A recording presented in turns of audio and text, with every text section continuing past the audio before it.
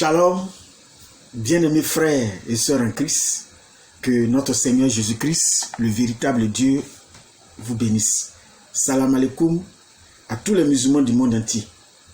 Que Jésus-Christ, le véritable Dieu, vous bénisse en ce jour. Alors, c'est une joie d'être là devant vous pour parler de ce qui nous concerne, pour parler de la vie après la mort, c'est-à-dire de la parole de Dieu, puisque c'est la seule chose la plus importante pour un homme de posséder, c'est-à-dire la vie après la mort. Et comme nous le savons, nous ne vivons qu'une seule fois. On n'a pas une seconde chance de revenir sur la terre pour vivre. Et connaissant cette vérité incontournable, il est très important de ne pas jouer avec la foi. Voilà pourquoi il faut prendre la peine de vérifier ce que tu crois. Il est très important. Il ne suffit pas de dire, depuis mon enfance, j'ai trouvé mes parents dans telle religion, donc je reste dans une telle religion. Je vais parler par là de l'islam.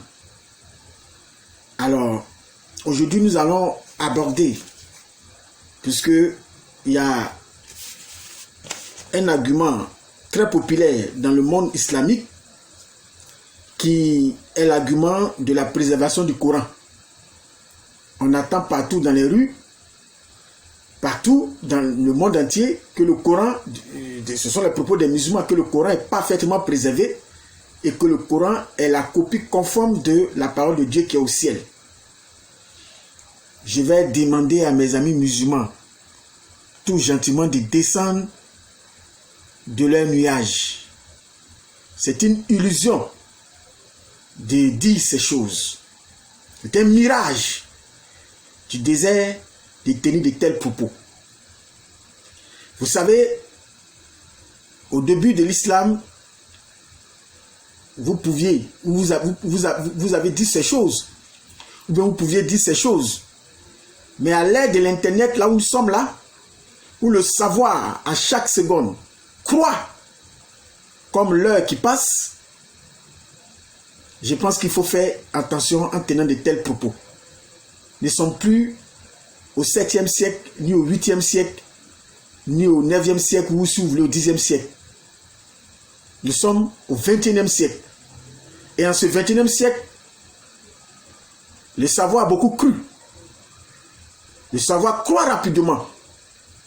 Et nous sommes dans un siècle où la connaissance est atteinte un paroxysme, à un certain niveau où on ne peut plus rien cacher. Vous voyez? Donc tenir ces propos pour des personnes qui se disent douées d'intelligence, de tels propos, c'est une aberration. Alors ce soir, je vais vous prouver que le fait de tenir ces genres de propos pour dire le Coran est la copie parfaite de la parole de Dieu qui est au ciel, le fait de tenir des propos pour dire que le Coran a été parfaitement préservé, je vous fais descendre de vos nuages. Pas dans le but de vous ridiculiser, mais dans le but de vous ramener à la raison. Pour que vous compreniez que vous avez été trompé par Allah et son prophète pendant des siècles.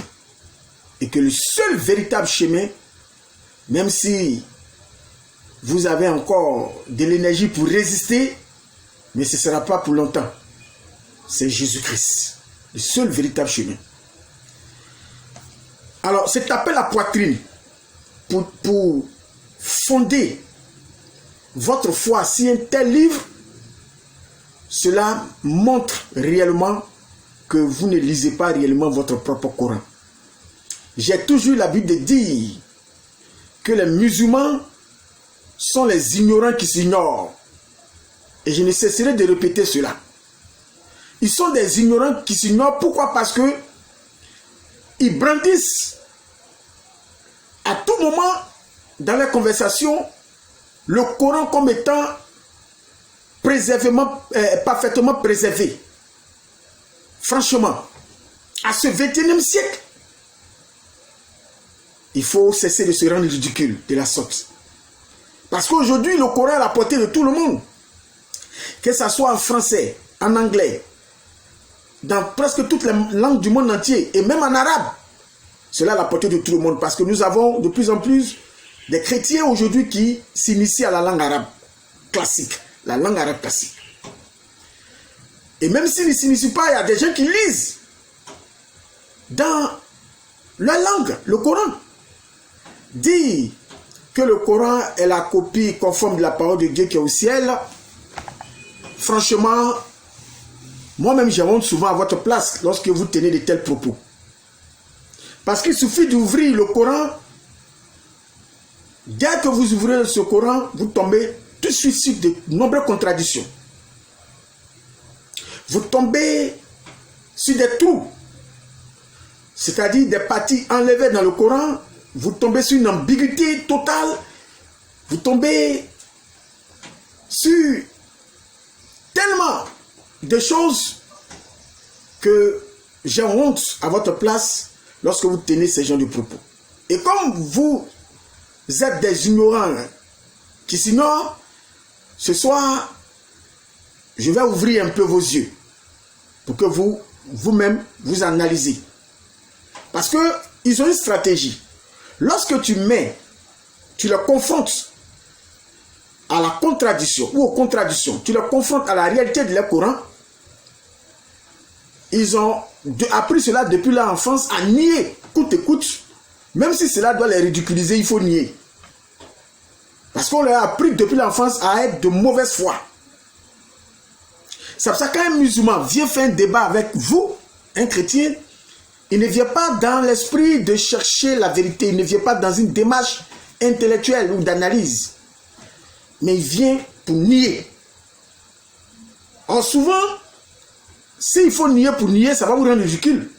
Parce qu'il faut nier avec les arguments. Mais quand vous niez, vous êtes face à la vérité, et que vous tenez tête à la vérité, mais vous savez, ça va plus vous ridiculiser. Et c'est ce que nous constatons sur les réseaux sociaux aujourd'hui. Et lorsque le chrétien, le musulman est en face d'un chrétien qui ne connaît pas les écrits coraniques et bibliques, un chrétien qui peut-être ne s'est pas accoutumé à ce savoir, lorsqu'il essaie de l'embrouiller un peu là, et que le chrétien est un peu embrouillé, parce que ce chrétien méconnaît les écrits, a une véritable méconnaissance des écrits bibliques comme coraniques, alors il commence à crier victoire. On dit ça sur les réseaux sociaux pour dire voilà, tel musulman a battu tel chrétien. Cher musulman, pourquoi vous entêtez à légitimer ce que vous ne pouvez pas donner une légitimité? L'islam n'a aucune légitimité. Je l'ai prouvé à maintes reprises dans ces vidéos en démontrant que Ismaël n'est pas la voie par laquelle devait passer la révélation de Dieu, le salut de l'humanité. Mais vous vous entêtez. Et au fur et à mesure que vous entêtez, vous vous ridiculisez. Alors ce soir, c'est un petit podcast que je vais faire pour interpeller encore ces musulmans qui tiennent de pareils propos. Il y a une chose que j'ai remarqué, les musulmans qui viennent sur ma chaîne pour suivre mes vidéos, souvent ils ne vont pas jusqu'à la fin. Hein. Je ne sais pas pourquoi. Parce que quand je les attends dans leurs commentaires m'écrire, ça se voit tout de suite que dès les premières minutes, quand le piment commence à brûler, ils fuient automatiquement. Parce qu'ils ont peur d'être confrontés à la fausseté de leur religion. Beaucoup d'entre eux ne vont pas jusqu'au bout. Et ça, je peux confirmer cela. Parce que dans leur manière d'écrire sur ma chaîne, ça se voit. Et certains même n'osent même pas, même dès qu'ils voient le titre, ils font un commentaire rapidement sans chercher à comprendre le contenu, voir le contenu. Et ils font un commentaire parce qu'ils ont peur. Ils savent que s'ils rentrent dans le contenu, qu'ils vont jusqu'à la fin, ce qu'ils vont découvrir dans cette vidéo, ça va déranger. Ces choses-là vont déranger beaucoup de choses dans leur savoir. Cela va mettre à nu tout ce mensonge islamique qui date depuis le 14e siècle. Parce que vous ne tenez sur rien. Et nous le disons toujours. Alors, ces propos sont certes durs. Oui, mais c'est ça, la vérité. Quand on est face à un mensonge qui est devenu comme béton, et pour casser un béton, on ne vient pas pour caresser. Il faut frapper dur. C'est ça l'origine de ces propos que je tiens. Pas pour vous blesser, pour vous insulter en tant que musulmans. Vous êtes des frères humains comme nous. Et nous, dans le christianisme, nous apprenons le respect du prochain, l'amour du prochain. Et c'est au nom de cet amour que nous disons toutes ces vérités. Oui. Donc, face à ce béton de mensonges, on ne peut pas venir s'amuser. Il faut frapper dur. Il faut taper là où ça peut faire mal pour pouvoir interpeller nos frères, pour qu'ils puissent comprendre, pour qu'ils puissent remettre en cause cette religion dans laquelle ils se trouvent depuis des siècles ou depuis des années. Alors, tout de suite, nous allons démontrer, parce que Allah a lancé plusieurs défis dans la Bible, mais je pense que les musulmans, en écoutant cela, vont comprendre beaucoup de choses ce soir. Que le Seigneur Jésus vous bénisse. Alors, mais tous ceux qui suivent ces vidéos, merci de vous abonner et de continuer à vous abonner. Mais n'oubliez surtout pas de partager ces vidéos. Surtout aux musulmans. Mais aussi aux frères chrétiens qui ont besoin de visionner ces vidéos pour avoir des arguments face à ce mensonge islamique. Mais partagez, partagez et ne manquez pas de partager cela. Vous savez, on est prêt en tant que nous, les humains, à partager souvent de la médiocrité. Lorsque quelqu'un dit des choses, des trucs qui n'apportent rien à la vie véritable, nous sommes prêts sur les réseaux sociaux à partager ces choses. Hein? Nous devons apprendre aussi à partager la parole de Dieu. Cela va apporter beaucoup dans notre vie. Parce que à chaque fois que vous partagez la parole de Dieu, c'est quelque chose de plus que Dieu ajoute à votre vie. Quelque chose de plus et de positif. Et n'oubliez pas cela, parce que c'est votre manière aussi de contribuer à l'avancement, à cet évangile de Jésus-Christ qui est annoncé. Peut-être que tu n'as pas ce charisme d'aller prêcher cet évangile, tu n'as pas reçu cette grâce de parler, mais la meilleure manière de pouvoir t'exprimer, c'est de partager aussi ces vidéos. Ça, c'est notre forme de pouvoir évangéliser. Donc, n'oubliez pas, j'insiste beaucoup dessus, parce que c'est très important. Parce qu'aujourd'hui, nos frères vont sur les réseaux sociaux pour écouter vraiment de la saleté, pour écouter vraiment de mauvaises choses. Et il est important que vous partagez ces vidéos pour qu'ils puissent au moins écouter la parole du salut, puissent écouter des choses du royaume des cieux. Et ça, c'est très important. Parce que la vie est très courte et il faut être en contact avec la vérité biblique avant de pouvoir quitter la terre. Que le Seigneur Jésus vous bénisse. Alors, ce que je tenais aussi à ajouter avant de commencer réellement, c'est que bientôt je vais faire des directs où je vais donner l'occasion à tous ceux qui veulent savoir plus sur les sujets que nous abordons, de poser les questions ou d'apporter les préoccupations. Dans le but, bien sûr, de comprendre la parole du Seigneur. Et ça, c'est très important. Voilà. Donc, bientôt, nous allons initier cette chaîne à des directs. Voilà, nous allons faire des directs. Que le Seigneur Jésus-Christ vous bénisse. Alors, nous allons commencer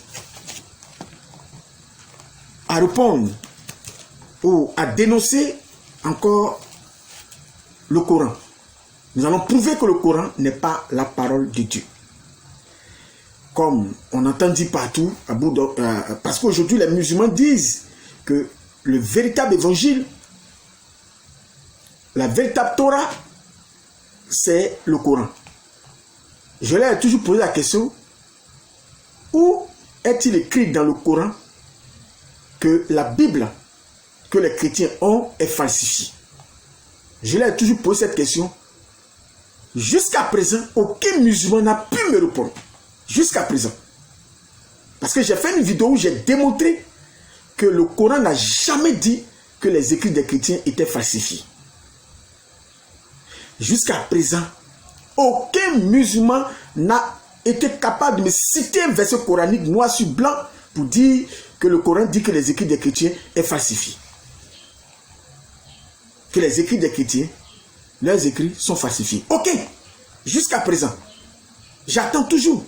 Parce que ça fait plus de 20 ans que je pose cette question, je n'ai toujours pas eu de réponse. Mais sur les réseaux sociaux, je croyais avoir cette réponse, mais il n'y a pas. Mais vous les écoutez à longueur de journée dire oh, vos écrits sont falsifiés. Lorsque ils sont face à la vérité de Dieu dans la Bible et qu'on met la vérité devant Dieu, devant eux, tout ce qu'ils ont à dire, oui, vos écrits sont falsifiés. Ça, c'est un argument de plusieurs siècles, une ruse islamique de plusieurs siècles que les musulmans adoptent. C'est-à-dire, lorsqu'ils sont coincés par les arguments bibliques, on leur a appris à dire, il faut dire c'est falsifié. Mais quand on leur demande où est écrit dans le Coran que le Coran lui-même admet que les écrits des chrétiens ou l'écrit des chrétiens est falsifié, réponse, pas de réponse. Silence total. Vous voyez, il ne peut plus assumer. Leur dire, silence total. Parce que c'est ça. Il faut montrer. Quand vous dites des choses, démontrer, montrer noir sur blanc où c'est écrit que la Bible est falsifiée. Silence total. Pourtant, quand ils veulent prouver leurs mensonges là, ils vont dans cette Bible là, qu'ils tassent de falsifier là. Cette Bible qu'ils disent, elle est falsifiée là. C'est dedans qu'ils vont pour aller sortir les arguments pour tromper les gens. Vous voyez? Vous jouez un double jeu. Voilà. Il ne faut pas faire 2 poids 2 mesures. Il faut qu'on se dise la vérité. Il faut qu'on se dise la vérité. Alors, d'abord, tous les prophètes, chaque prophète dans la Bible a au moins une révélation. Ça, c'est ce que nous savons. Quand un prophète arrive, c'est qu'il a reçu une révélation et il vient donner le contenu de cette révélation depuis la nuit des temps dans la Bible. Alors, mais ce que j'ai constaté, et j'ai toujours posé cette question, où est la révélation de Mohammed lorsqu'on lit le Coran? Où elle est? Je vais vous démontrer que Mohammed n'a apporté aucune révélation. Aucune. Mohammed a passé son temps à plagier sur les livres apocryphes des chrétiens, à plagier la Bible des chrétiens et puis à déformer certaines parties parce que ça ne l'arrange pas dans le Coran et à plagier les écrits apocryphes des chrétiens que nous, les chrétiens, nous avons rejetés parce que ces écrits sont jugés pas fiables, pas crédibles. Vous voyez? Alors, je pose la question, comme Mohammed a été introduit comme prophète, où est la révélation de Mohammed? Vous voyez? Donc, c'est cela. Je vous donne le premier exemple pour vous montrer cela, le premier verset coranique. Par exemple, lorsqu'on parle du miracle de Jésus dans le Coran, parler du premier miracle, le miracle de Jésus dans le Coran. Par exemple, la sourate, je prends automatiquement la sourate 3, verset 49. Voilà, sourate chapitre 3, je lis le verset 49. Écoutez ceci. Ici, on parle du miracle où Jésus a créé des oiseaux. Écoutez très bien ce qui va être dit. Il est écrit, il sera le messager aux enfants d'Israël. Et leur dira, en vérité, je viens à vous avec un signe de la part de votre Seigneur. Pour vous, je forme de la glaise comme la figure d'un oiseau, puis je souffle dedans. Et par la permission d'Allah, cela devient un oiseau. Oui, et je guérirai l'aveugle-né et le lépreux, je ressuscite les morts par la permission d'Allah et je vous apprends ce que vous mangez et ce que vous amassez dans vos maisons. Voilà bien là un signe pour vous, si vous êtes croyants. Donc ici, le Coran ici, dans la sourate 3, verset 49, dit que Jésus a créé un oiseau. comme ils le disent, par la permission d'Allah, Jésus a créé un oiseau. Ok. Mais est-ce que la même histoire se raconte dans la Sourate 5, verset 110, hein? Comme je n'ai pas le temps de dire, vous pouvez vérifier. Alors, le problème, c'est que la source, Mohammed dit que c'est lui qui a envoyé ça, puisque quand on lit dans la Bible, on ne voit pas où Jésus a créé un oiseau. Mais Mohammed dit que c'est la première personne, puisqu'il dit que c'est une révélation. C'est-à-dire c'est quelque chose que Dieu a envoyé, qui n'était pas connu. Mais le problème, c'est que la source de cette histoire se trouve dans l'évangile de la petite enfance. La petite enfance, l'évangile de la petite enfance de Jésus. Et dans l'évangile de Thomas, qui sont des livres apocryphes.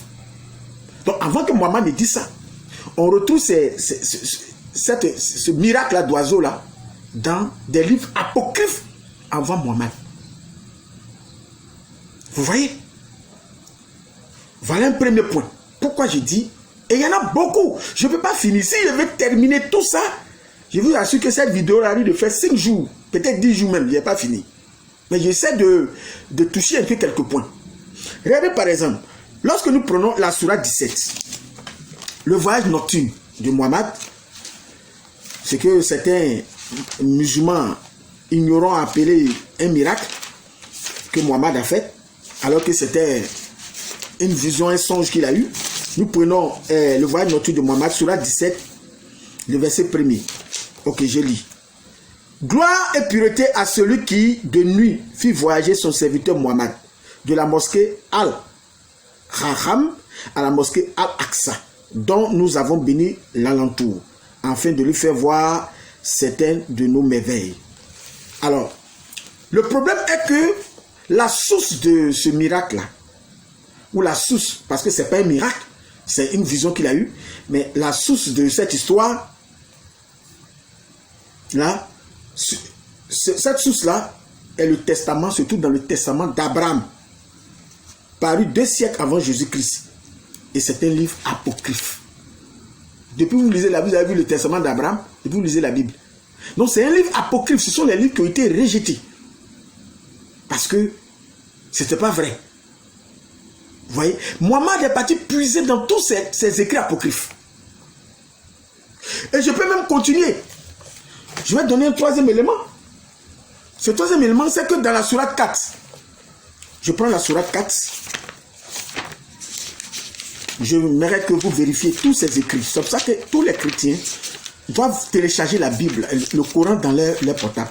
Si possible, même payer le Coran matériellement comme je l'ai ici.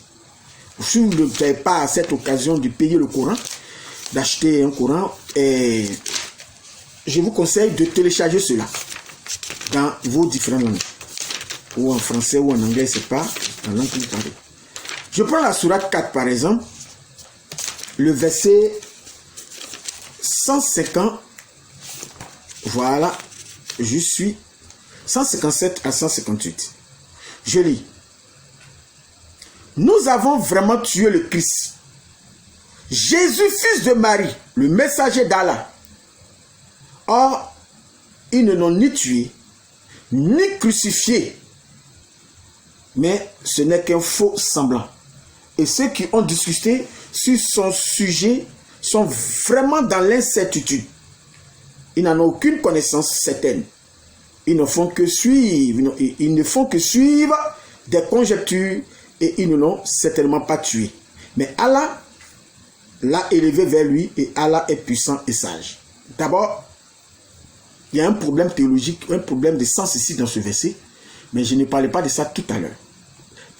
Maintenant, je parlerai de ça un peu plus tard, à la fin de la vidéo. Il y a un problème ici de sens dans ce verset, dans cette sourate. Et beaucoup de musulmans ne le savent pas, comme d'habitude d'ailleurs. Alors, ici, dans cette sourate, on invente ici un faux semblant pour dire que celui qui a été crucifié n'était pas Jésus et que c'était son substitut parce que Jésus aurait été enlevé et c'est quelqu'un qui a pris les traits, c'est-à-dire de Jésus, qui serait allé à la croix à la place de Jésus. Que Jésus n'a pas été crucifié. Mais Mohammed, Jean, il vient comme si c'est lui qui a parlé de cela la première fois. Mais avant cela, ces dits-là se trouvent dans les écrits apocryphes des chrétiens. C'est-à-dire cette idée de deux Jésus, là, de faux semblants, je l'ai déjà développé dans une de mes vidéos. Le titre de cette vidéo, s'intitulait comme suite la mort de Jésus-Christ, sur la mort expiatoire de Jésus, mythe ou réalité. Et nous avons démontré que cette mort de Jésus est une réalité et ce n'était pas un mythe. Alors, ici, comme je le disais, dans ce verset, le Coran ici brandit l'idée du faux semblant, c'est-à-dire l'idée de Jésus. Ce qui n'est pas vrai. Ce qui n'est pas vrai. Et Mohammed a piqué cela ou a plagié, a tiré cela des écrits apocryphes des chrétiens du 1er, 2e siècle. Je lis quelques exemples ici. Par exemple, lorsque vous prenez par exemple, je peux dire l'évangile de Judas. L'évangile de Judas, nous voyons cela, l'idée de Jésus qui est écrit ici. Mais toi, Judas, tu les surpasseras tous, car tu sacrifieras l'homme qui sert d'enveloppe Chanel. Ça, c'est au verset 56 de l'évangile de Judas, écrit gnostique du 2e siècle. Vous voyez? Donc, nous avons ici, dans cet évangile, l'idée de Jésus. Un Jésus Chanel, un Jésus spirituel. Alors, ensuite, nous avons le traité du Grand 7, datant du 2e siècle, où il est écrit, ils m'ont vu, ils m'ont infligé un châtiment. C'était un autre, leur père. Celui qui buvait le fiel et le vinaigre, ce n'était pas moi. Il me flagellait avec le roseau, c'était un autre. Celui qui portait la croix sur son épaule, c'était Simon. C'était un autre qui recevait la couronne d'épines. Quant à moi, je me réjouissais dans la hauteur, au-dessus de tout le domaine qui appartient aux archontes. Vous voyez, dans ce traité du Grand 7 qui date du 2e siècle, nous avons l'idée déjà que Jésus a échappé à sa mort, à sa crucifixion, et que Simon aurait pris sa place. Dans l'apocryphe de Pierre, datant du 2e siècle, plus les actes de Jean, écrits au 4e siècle, voilà ce qui est écrit. Au verset 99, Jésus, ça dit je, entre parenthèses Jésus, ne suis pas non plus celui qui est sur la croix. Moi, que maintenant tu ne vois pas, mais dont tu entends seulement la voix. J'ai été considéré pour ce que je ne suis pas. Donc ici, Jésus dénonce, ici dans cet apocalypse de Pierre et ces actes de Jean, qu'il a été considéré pour ce qui n'est pas, ce qui n'a pas vraiment vécu, ce qui n'a pas vécu la croix. C'est ce que ces écrits-là disent. Mais ce sont des écrits apocryphes, rejetés. Et ces écrits portent le nom de ces grands apôtres, pas parce que c'est eux qui les ont écrits, mais ce sont certaines personnes qui étaient des gnostiques, qui développaient cette théorie, qui après avoir eux-mêmes écrit ces apocryphes, ont pris le nom de ces grands apôtres pour mettre sur les écrits. Pour que les gens pensent que ce sont des apôtres qui ont écrit cela. Mais est-ce que l'apôtre Paul, ou l'apôtre Pierre, ou l'apôtre Jean, peut écrire dans ses écrits que Jésus-Christ est mort et que lui-même en est témoin dans Actes chapitre 3, Actes chapitre 4, et puis venir encore dire que Jésus n'est pas mort, que Jésus n'a pas été crucifié? Est-ce que vous-même là, vous êtes doué d'intelligence, vous pouvez admettre cela? Vous voyez que c'est du n'importe quoi que nous avons. Alors, il y a aussi l'évangile de Barnabé, 14e siècle, 16e siècle. C'est-à-dire les premiers écrits qu'on a de cet évangile datent du 14e siècle. Très loin là-bas. Judas fut, voilà ce qui est écrit, Judas fut irruption, le premier dans la pièce d'où Jésus avait été enlevé et où dormaient les 11. Alors l'admirable Dieu agit admirablement. Judas devient si semblable à Jésus par son langage et dans son visage que nous crûmes que c'était Judas. Chapitre 216 de l'évangile de Barnabé. Vous voyez. Donc, vous voyez ici, tous ces écrits-là datent d'avant, c'est-à-dire viennent avant que l'islam n'arrive. Donc, vous voyez automatiquement d'où l'islam est parti tirer toutes ces croyances-là, que Jésus n'est pas crucifié, il a été changé, cette idée de faux semblant, de deuxième Jésus, deuxième personne qui aurait pu, de deux Jésus, pardon, ou deuxième personne qui aurait pu la place de Jésus. Vous voyez toutes ces aberrations, ces allégations. Voilà les sources où nous tirons, l'islam est parti tirer ces mensonges. Vous voyez, dans le but de combattre, vous voulez combattre le christianisme avec ces livres apocryphes là, vous n'allez jamais vous en sortir. Alors, voilà déjà une preuve qui montre que Mohammed n'a reçu aucune révélation. Puisqu'il a passé son temps à plagier et à faire du plagiat dans les écrits apocryphes des chrétiens. Quelle honte! Cela est un véritable ridicule. C'est-à-dire, je ne sais pas ce que c'est, mais c'est honteux. C'est honteux d'oser se comparer au christianisme. Ce que nous on rejette là, c'est ça, vous partez prendre pour venir faire vos arguments. Mais si nous on a rejeté cela là, ces écrits apocryphes, c'est parce qu'on a détruit ça. On a été capable de démontrer que ces écrits là ne sont pas fiables. C'est ce que vous partez prendre, ces résidus là, vous partez prendre pour venir défendre votre foi islamique. Parce que c'est ça, tout le Coran n'est que plagiat. N'est que plagiat. Voilà la vérité. Voilà la vérité. Alors, deuxièmement, il y a un problème au niveau de la compilation. Un véritable problème au niveau de la compilation dont je vais en parler tout à l'heure. Parce que nous sommes en train de prouver que le Coran n'est pas ce qu'il prétend être la parole de Dieu. Voilà.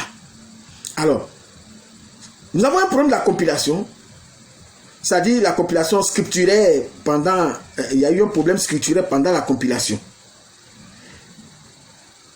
D'abord, le premier problème concerne les Samaritains. Dans la sourate 20. Suivez très bien. Vous qui pensez que le Coran est la parole de Dieu, la suivez très bien. Puisque, après avoir fait du copier-coller sur les livres apocryphes, ils vont maintenant copier dans la Bible. Alors, nous prenons la sourate 20 et nous lisons le verset 87 à 88 où on parle des Samaritains. Suivez très bien. Verset 87.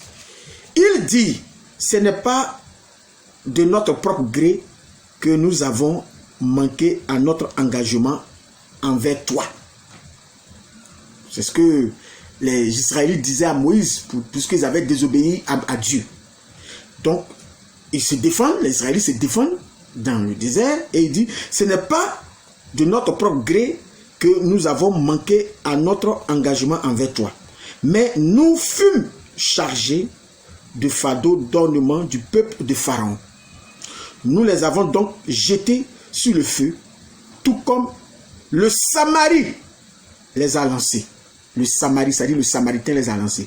Puis il en fait sortir pour eux un veau, un corps à mugissement. Et ils ont dit, c'est votre divinité et la divinité de Moïse. Il a donc oublié. Vous voyez? Donc ici c'est l'épisode du veau d'or. C'est un épisode qui parle du veau d'or dans la Bible. Et ce qui frappe ici, ce n'est pas que le Coran ait repris l'histoire du veau d'or. Mais ce qui choque ici, c'est que le Coran parle des Samaritains. Ils disent que ce sont les Samaritains qui ont poussé ici les enfants de Dieu, les Juifs, à faire le veau d'or. Donc la remarque, c'est que ce Samaritain ici, il y a un véritable problème. Il y a un anachronisme ici. Ici, il y a une falsification historique. Il y a un problème historique ici. C'est un anachronisme. Nous savons très bien que les Samaritains, on sait à quel moment l'histoire a commencé. Et pourquoi ils ont été appelés Samaritains. Mais que le Coran parle des Samaritains au temps de Moïse, vous-même voyez. Mauvais élève en plus. Copiez mal les histoires de la Bible. Alors, voilà. Il y a encore deuxième problème ici. Cette fois-ci qui porte sur Marie. Confusion au niveau du personnage. Première confusion au niveau des personnes. Pardon. Première confusion au niveau des personnes. Concernant la sourate 20, où on parle des Samaritains au temps de Moïse. Deuxième problème au niveau des personnes. Dans la sourate 19, le verset 28. Je prends la sourate 19, le verset 28, et il est écrit, confusion totale, suivez très bien la lecture. Oh Marie, tu as fait une chose monstrueuse. Sœur de Aaron, ton père n'était pas un homme de mal et ta mère n'était pas une prostituée. Donc là, on parle de Marie. Marie, la mère de Jésus là. Et on confond cette Marie avec la Marie ou bien Myriam de Moïse. On confond encore une fois. Le Coran confond cela. Marie du Nouveau Testament avec Marie qui date de l'Ancien Testament au temps de Moïse, la sœur de Moïse. Confusion des personnes. Puisque cette Marie, on dit qu'elle avait elle est la sœur de Aaron. La sœur d'Aaron. Quelle confusion. Tout le monde connaît la Marie qui était la sœur d'Aaron.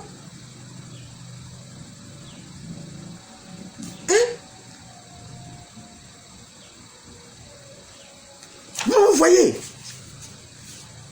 Donc la sœur d'Aaron, Marie la sœur d'Aaron a été confondue avec la mère de Jésus. Encore une erreur historique. Quel anachronisme. Et si je vais aller plus loin, ici, dans par exemple la sourate 7, verset 124, erreur historique encore une fois. Je prends la sourate 7. Parce que j'aime bien lire les sourates, je peux bien les citer pour aller plus rapidement. Je préfère les lire pour qu'on puisse vérifier ensemble. Sourate 7, verset 124. Alors, lorsque nous prenons la sourate 7, verset 124, il est écrit, Pharaon ici qui parle, je commence à partir du verset 123 jusqu'au verset 124. Y avez-vous cru avant que je ne vous le permette?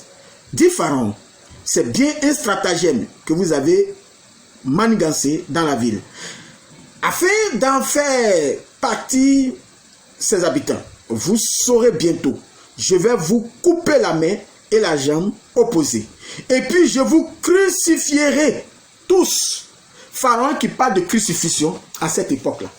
Alors que nous savons tous que c'est Darius Ier qui, après avoir renversé le royaume babylonien de Nebuchadnezzar, parce que c'est son fils qui était au pouvoir, le fils de Nebuchadnezzar, après avoir renversé cela, Darius a inventé ou a réglé le compte de ses ennemis par ce supplice de la croix. Il a crucifié ses ennemis. Donc l'idée de la croix a commencé dans l'histoire à partir de cette date-là. Et non depuis le temps des pharaons. Les pharaons avaient d'autres supplices pour punir ou pour pouvoir condamner à mort leurs ennemis. Mais ce n'était pas la croix. Chose que les Romains vont récupérer après, puisque les Romains viendront après les Grecs, ils vont récupérer cela et développer cela et rendre cela populaire, l'idée de la croix populaire, par la crucifixion de Jésus. Donc vous voyez, encore un problème historique. Et on va venir me dire que le Coran, c'est la parole de Dieu. Hein? Encore, voilà le problème. Et on nous parle ici de la sourate 4. Je reprends la sourate 4, verset 157. Vous-même, vous allez voir qu'il y a un non-sens ici, dans cette sourate-là. Sourate 4, verset 157. Le rédacteur du Coran n'a pas su plagier. Il est vraiment nul en plagiat. Puisque, en voulant coûte que coûte combattre le christianisme, il n'a fait que s'enfoncer. Nous lisons la sourate 4, verset 157. Et à cause de leurs paroles, nous avons vraiment tué le Christ. ici, le Coran rapporte ici les propos des Juifs qui ont fait tuer Jésus. Le Coran rapporte le propos de ces Juifs-là, de ces pharisiens, de ces sadducéens, tout ça, de ce Sanhédrin qui a tué Jésus, qui a fait tuer Jésus. Mais écoutez bien ce qui se passe. Il dit, nous avons vraiment tué le Christ. Mais, il y a une confusion ici. Si ces pharisiens-là, ou ces sadducéens, ou si vous voulez le Sanhédrin, ou ces Juifs, ont reconnu que Jésus est le Christ, c'est-à-dire le Messie, mais pourquoi ils l'ont tué?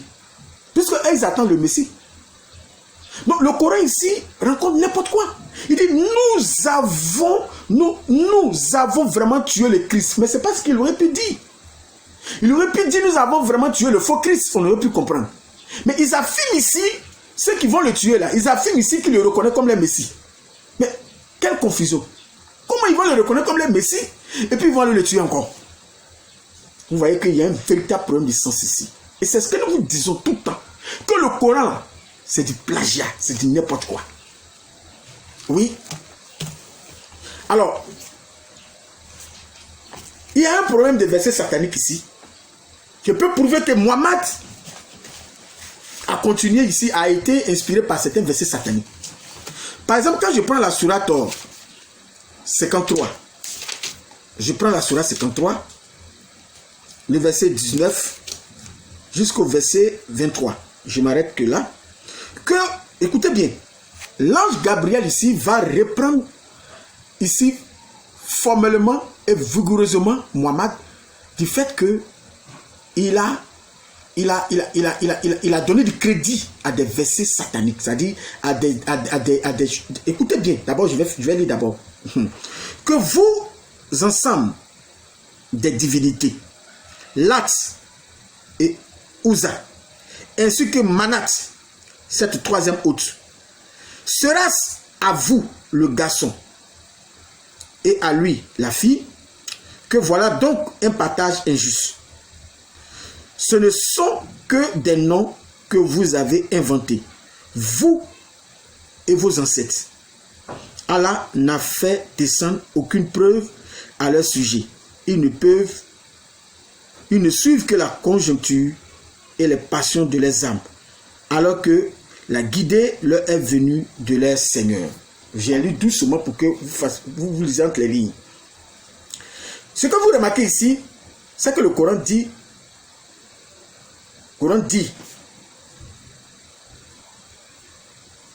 ici quelque chose que vous devez retenir. Que le Coran dit ici que les hommes de Dieu véritables ne sont jamais trompés par rapport à Satan. Et le Coran mentionne ici que Mohammed, puisque c'est l'ange Gabriel qui ici fait ce reproche. Mohammed, le Coran dit ici que Mohammed a adoré ces dieux-là qui ont été cités. Lat et Uzza, etc. Manat. Ces dieux-là.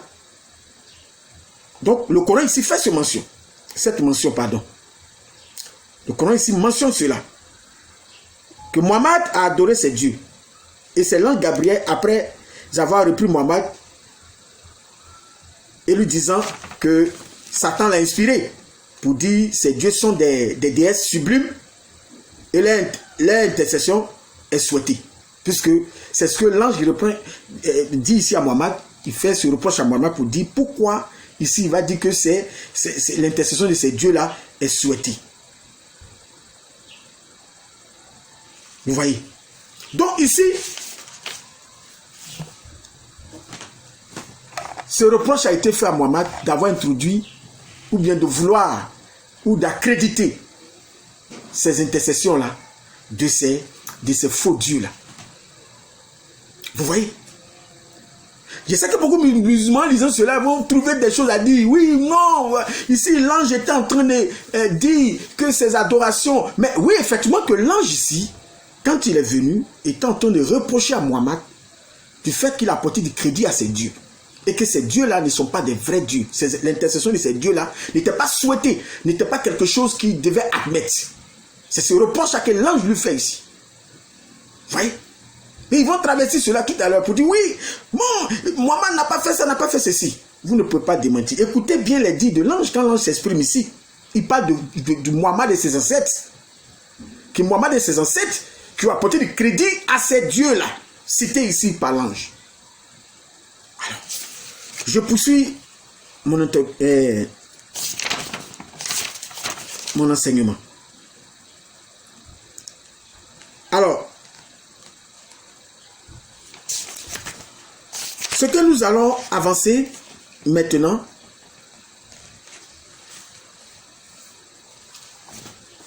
nous allons parler pour terminer rapidement, de la compilation, la préservation du Coran. Comment le Coran a été compilé. Et beaucoup de musulmans utilisent cela pour dire oui, le Coran est parfaitement préservé. Nous venons déjà de montrer que le Coran n'est pas digne d'être appelé la parole de Dieu à cause de tous ces plagiats des livres apocryphes et à cause de toutes ces mauvaises inspirations que nous avons vues. Alors, comme je le disais, nous avons un argument très populaire dans le monde islamique qui est l'argument de la préservation du Coran. En réalité, cet argument-là, moi, ça me rend triste. Parce que cela illustre comment les musulmans se font duper toute leur vie par les imams, par les tchèques et par les oustas. Je dis ça parce que si tu lis simplement les sourates, les sources islamiques, si vous lisez les sources islamiques, principalement Sahih Bukhari, Sahih Muslim et j'en passe, tu te rends compte ou tu te rendras compte que cette parfaite préservation-là dont parlent les savants musulmans, elle est carrément fausse. Pour preuve, nous allons examiner un verset du Coran qui dit que qu'Allah allait protéger le Coran de la corruption. Je prends la sourate 15. Écoutez très bien. La sourate 15, par exemple, le verset 9. Sourate 15. Voilà, verset 9. Ok. Je crois que nous y sommes. Merci pour votre patience. Sourate 15, voilà, verset 9. Je lis maintenant le verset 9. En vérité, c'est nous qui avons fait descendre le Coran. Et c'est nous qui en sommes gardiens. Allah dit ici qu'il va préserver parfaitement le Coran. Au regard de tout ce que nous venons de dire tantôt, est-ce que Allah a vraiment tenu à sa parole? Est-ce qu'Allah a tenu à sa parole? Mais regardez. Allah dit qu'il va, dans la sourate 15, verset 9, comme nous venons de le lire, dans cette sourate, que c'est lui qui a fait descendre le Coran, et c'est lui qui va être le gardien, c'est-à-dire il va préserver le Coran contre toute modification ou altération. Et sur la base de cette promesse, nous avons certains apologistes musulmans qui soutiennent cela, qui étayent cela. Alors nous allons vérifier. Est-ce que Allah a vraiment préservé cela? Alors, Abu Bakr a appliqué une brillante stratégie militaire après la mort de Muhammad. Et il a voulu tester ce verset, Abu Bakr. Donc il a envoyé les musulmans en guerre. Il a envoyé les musulmans en guerre et il voulait tester de façon indirecte la véracité de la sourate 15, verset 9, parce que Allah était capable de préserver le Coran comme il se fallait.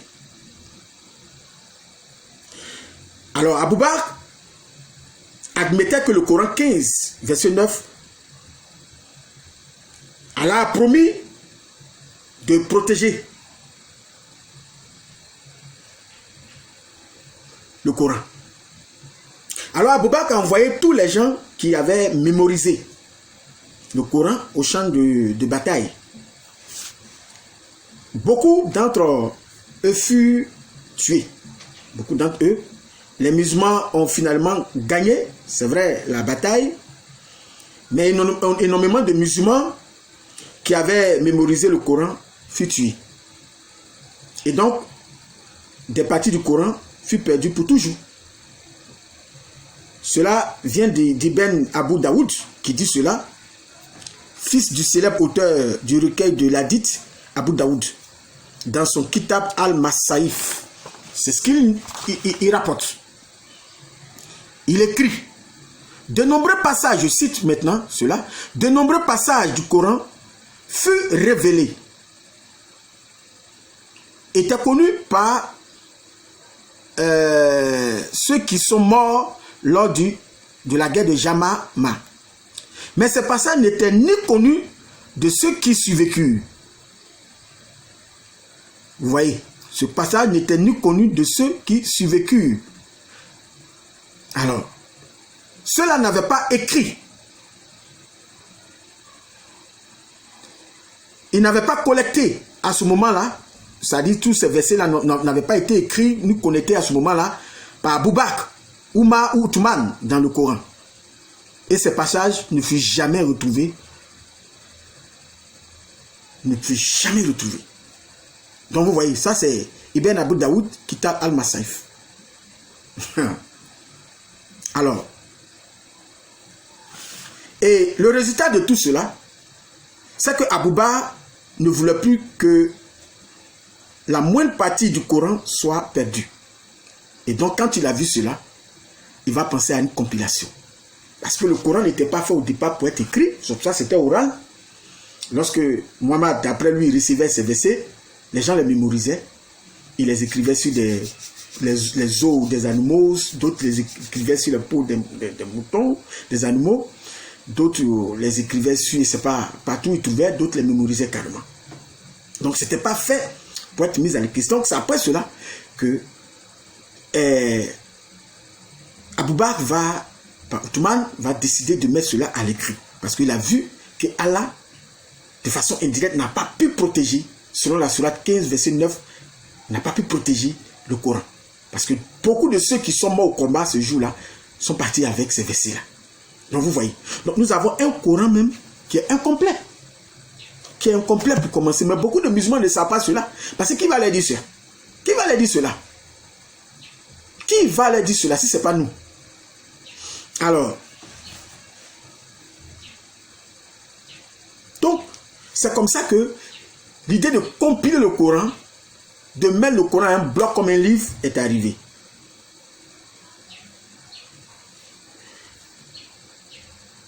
Alors, le problème, c'est qu'au niveau de la compilation, il y a eu beaucoup de problèmes. Il y a des versets, comme je disais, il y a des versets qui sont morts avec certains combattants pendant la guerre de Yamama. Il y a des versets qui ont été carrément oubliés. Il y a tellement de choses qui se sont produites. À ce moment-là. Et les musulmans ont pour l'habitude de taper la poitrine pour dire une aberration, pour dire que le Coran, les musulmans avaient une mémoire vraiment très bonne au niveau de la parole de Dieu, du Coran, qui ne pouvait pas oublier les versets coraniques. Je vais lire ce texte-là. Je vais lire ce texte ici. Au sujet du recensement du Coran, le fameux savant musulman du nom de Maulana Ahmed Sadek Desaï dit que la faculté de mémoire qui a été divinement accordée aux Arabes était si profonde qu'ils étaient capables de mémoriser des milliers de versets de poésie avec une relative faculté. C'est ce qu'il dit. Hein. La faculté de mémoire a donc été utilisée à son escient pour la préservation du Coran. Ça, c'est Desaï, le Coran, une Pishman, bon, page 25, c'est là qu'il écrit. Ce type de... Mais le problème, c'est que ce type d'affirmation ne correspond pas vraiment à la réalité. Ça ne correspond pas. Le fait que les musulmans ont une faculté de mémoire très développée, ça ne coïncide pas avec la réalité, malheureusement. Pour preuve, je vous dis quelque chose. Alors, concernant les traditions, citons par exemple la Sunna d'Abu Daoud et écoutons ce que Aïcha, la mère de l'islam, dit. Aïcha a dit, un homme s'est levé la nuit, il a eu le Coran. C'est-à-dire, il a lu le Coran et a élevé sa voix en disant, en lisant le Coran, pardon. Il a élevé sa voix en lisant le Coran. Quand le matin arriva, l'apôtre d'Allah, c'est-à-dire Mohammed, a dit, qu'Allah ait pitié d'une telle personne, d'une telle et d'une telle, c'est-à-dire d'une telle personne et d'une autre personne. Cette nuit, il m'a rapporté un certain nombre de versets que j'étais sur le point d'oublier. C'est ce que Mohammed lui-même dit. Il dit, cette nuit-là, il était sur le point d'oublier un certain nombre de versets que l'ange lui a rappelé. Vous pouvez voir ça dans la Sunna Abu Daoud, volume 3, page 1114. Donc, ce qui revient à dire, selon ce contexte, que Mohammed lui-même avait une mémoire défaillante. Si Mohammed lui-même avait une mémoire défaillante, et les musulmans. Donc, brandir cela comme un trophée pour dire, vous avez une mémoire tellement bien équilibrée, c'est vraiment ridicule de tenir ces gens de promesses et de propos. Alors, je vais lire encore, mais plusieurs musulmans ont eu des idées similaires. Et ils voulaient mettre ce qu'ils savaient du Coran sous forme de livre. Mais le problème fut qu'il avait tellement de différences dans les versions du Coran que des gens ont commencé à aller se plaindre au calife Othman. Parce que quand ils ont voulu compiler, ils ont vu qu'il y avait beaucoup de différences. C'est le même verset avec plusieurs versions. Ceci se déroule après la mort d'Abou Bakr et d'Oumar. Et c'est Othman le calife. Et il craignait que la division apparaisse dans la communauté musulmane à cause de toutes ces différences. Et donc Othman a fait rassembler tout le monde et a apporté sa propre version écrite du Coran. Et qu'a-t-il fait avec les autres copies? Disons Sahih Bukhari 4987.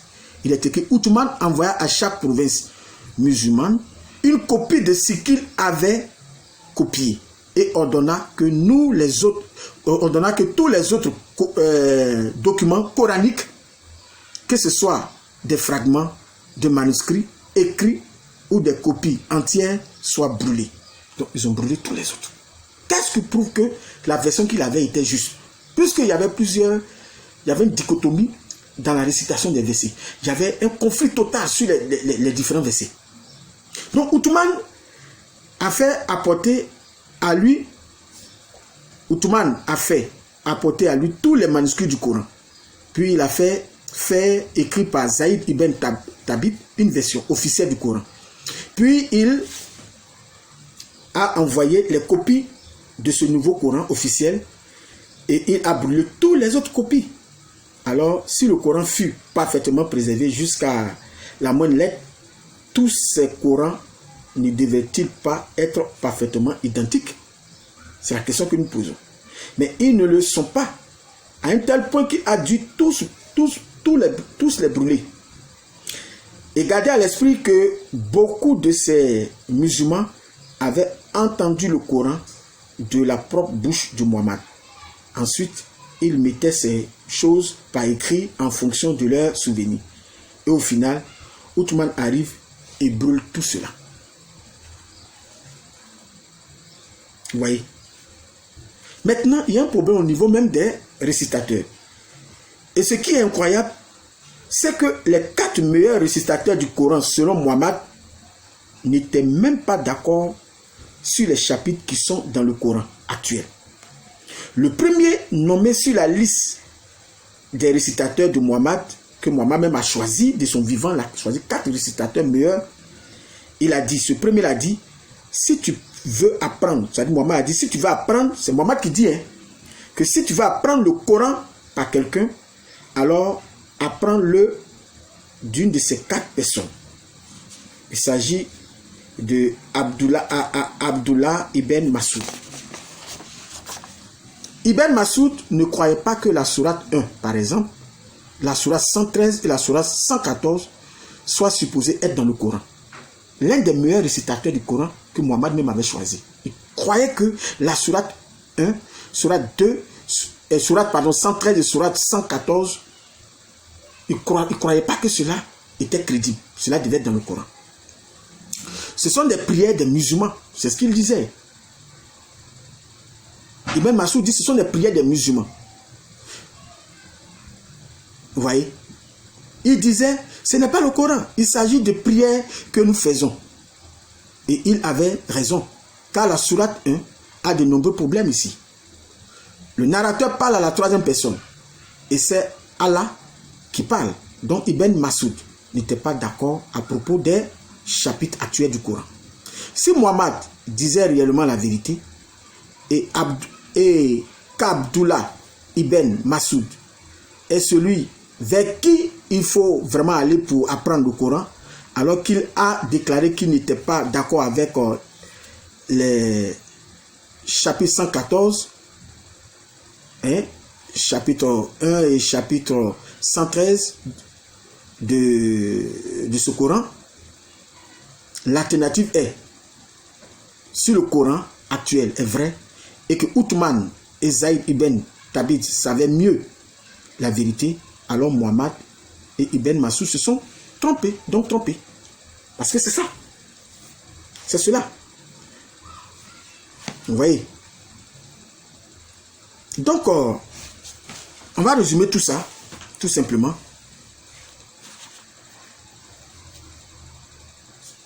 Ouma qui reconnaît, bon, par exemple, nous avons ici Ouma qui est le meilleur des récitateurs parmi eux, qui dit ceci. Mais on a dû délaisser certaines des choses qui récitaient du Coran. Et Ubay qui répond, je l'ai obtenu par Muhammad lui-même, je ne le délaisserai pas pour rien au monde. Donc, ces meilleurs récitateurs-là ont trouvé qu'il y avait des choses, même que Muhammad avait données, qui étaient laissées de côté. Et ces meilleurs récitateurs s'accrochaient à ces choses-là pour dire non, nous on ne laisse pas. Donc, vous voyez que quand vous lisez vraiment tous ces hadiths-là et ces musulmans, vous vous rendez compte que le Coran n'a pas été véritablement préservé. Le Coran n'a pas été véritablement préservé. Donc, vous voyez toutes ces choses. Je peux continuer à lire. Il y a tellement de choses. Mais comme c'est tout juste un podcast que j'ai fait, je ne vais pas continuer à approfondir cela. Mais je ne peux pas finir sans terminer sur certaines choses. Regardez par exemple, lorsque vous prenez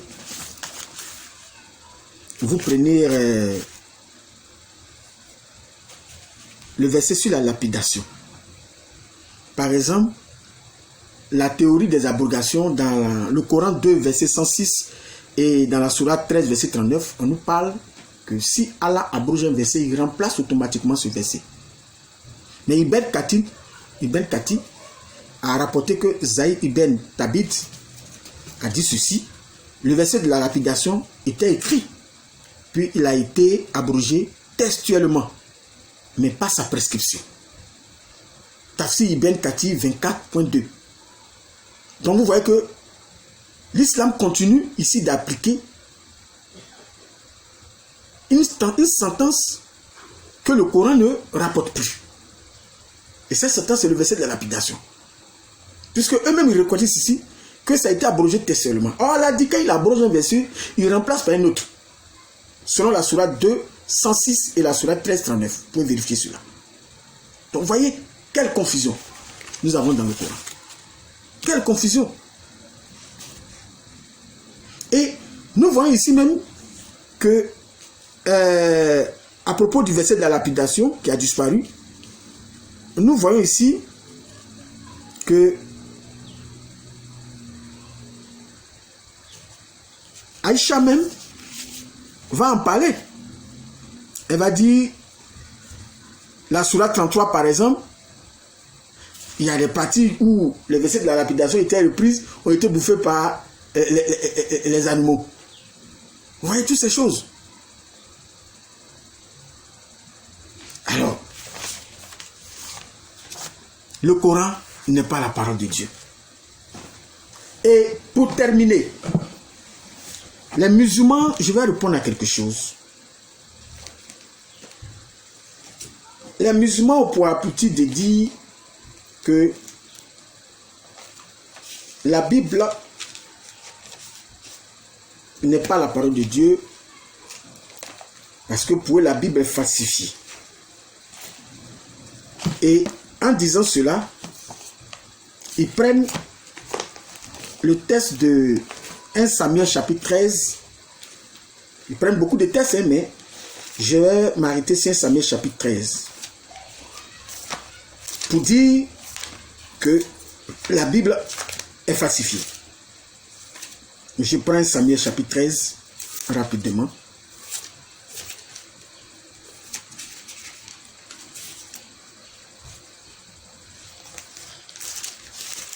Voilà le verset premier. Ceux qui ont la Bible à la maison peuvent vérifier. Ils disent, Saül était âgé et ils ont mis ... Lorsqu'il devient roi, il avait déjà régné 2 ans sur Israël. Et ils prennent ça pour dire, voilà, où est passé le reste, où est passé l'âge de Saül, où est passé le reste du verset, parce que le verset a mis 3 points de suspension. Mais ça, c'est Louis II et puis les autres versions là qui ont écrit ça comme ça. Vous avez un Coran original, non? En arabe, non? Nous aussi, on a une Bible aussi en hébreu. Comme moi, j'ai étudié l'hébreu, je prends le texte en hébreu, parce que moi, je ne lis pas que la Bible seulement en français. Hein. Je le lis aussi en hébreu et en grec. Donc, je prends ma Bible en hébreu. Si Louis II, dans sa traduction, a mis ... mais est-ce que cela est marqué comme ça dans la Bible? Lui, il a ses raisons, il sait pourquoi il a mis ... Mais moi, je vais vous donner réellement le sens de ce verset. Parce qu'ils prennent ça et ils brandissent ça devant les chrétiens et les chrétiens n'arrivent pas à se prononcer. C'est pour ça que je dis toujours, en tant que chrétien ou en tant que pasteur, il faut faire beaucoup d'éthique comparative. Il faut étudier les langues dans lesquelles la Bible a été écrite. C'est-à-dire l'hébreu, le grec, etc., l'araméen. C'est très important. Et même, il faut lire beaucoup les écrits des musulmans. Cela est très important. Je vous conseille cela tout le temps. Parce que j'ai vu tout dernièrement dans une vidéo au Cameroun, on me fait sortir cet argument pour faire sortir la preuve que la Bible est ... parce qu'il s'est écrit ... on ne voit pas l'âge de Saül. Je prends le même texte en hébreu. Malheureusement, beaucoup d'entre vous ne connaissent pas l'hébreu, mais je vous donne la possibilité de vérifier cela pour ceux qui savent lire l'hébreu ou même ceux qui ne savent pas lire. Je vous donne la possibilité. Je prends le même texte de Saül là.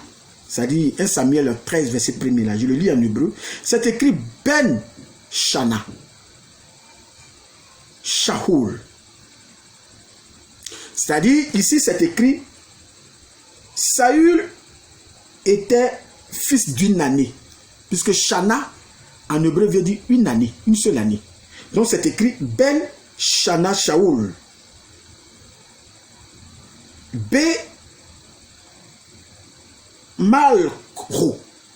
B. Malro. Ushete Shanim.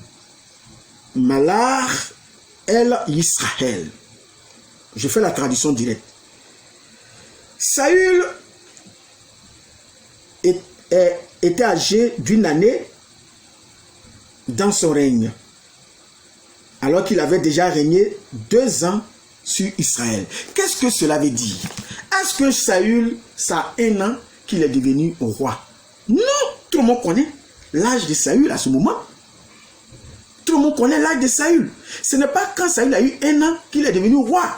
Ici, le texte, ici, quand tu le prends ici en hébreu, pour mieux comprendre ce qui se dit ici dans le contexte en français, le verset dit que Saül était dans sa première année de règne. Donc l'âge ici dont on parle n'est pas l'âge biologique de Saül, mais parlait de l'âge de son règne.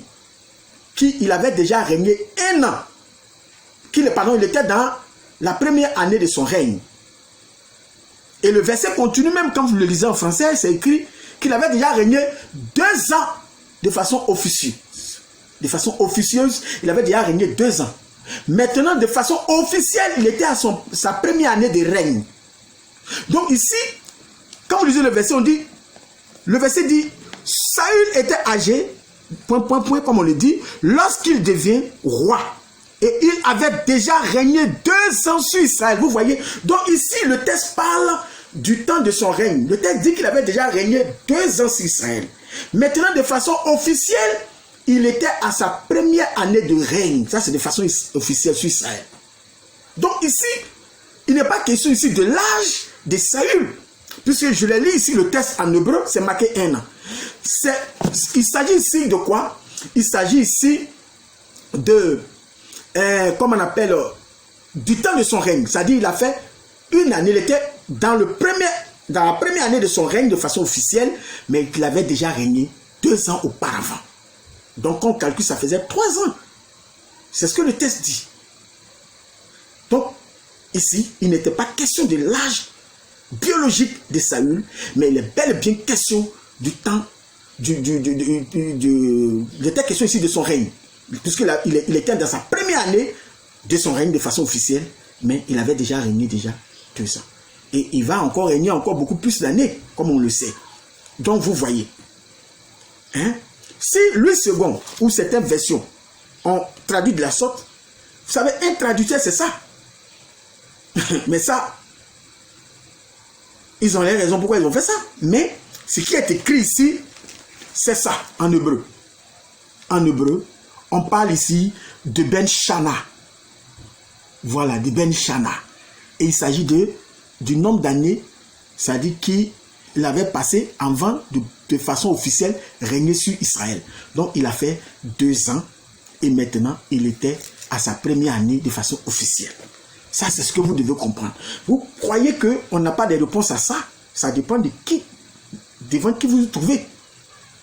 Voilà. Nous, les Hébraïens, nous savons toutes ces choses. Mais vous parlez beaucoup.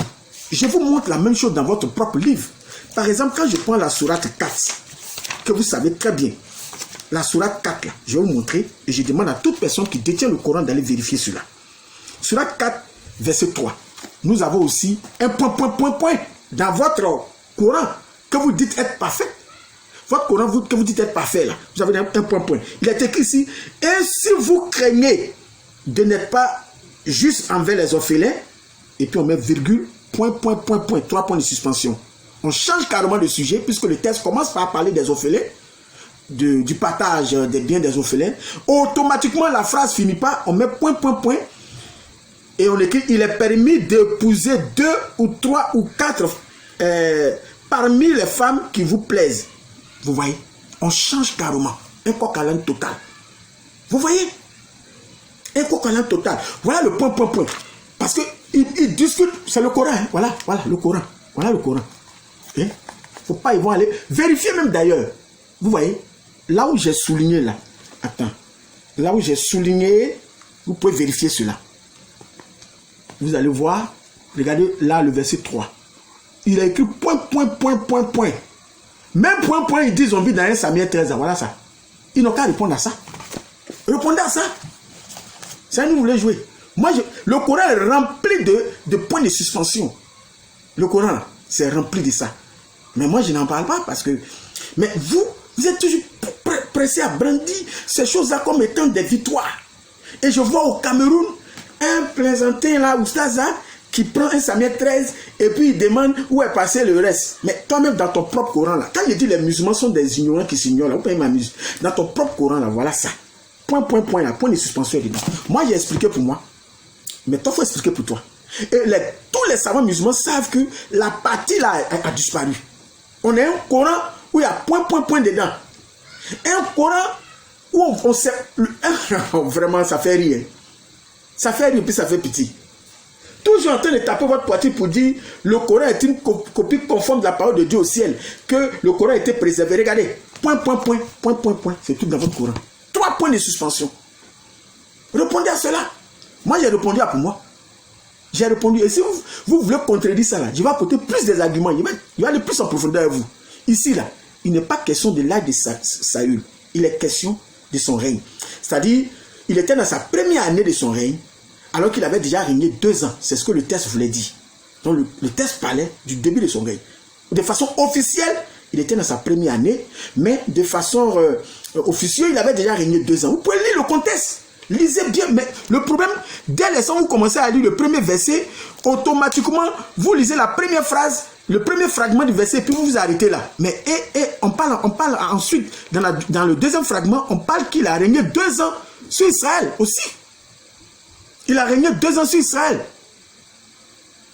Puisqu'on dit qu'il avait déjà régné. Donc ça parle du temps de son règne. Alors, chers frères en Christ, que le Seigneur vous bénisse. Je crois que je ferai une vidéo encore pour mieux démontrer ce que je suis en train de, ce que je viens de dire sur Saül.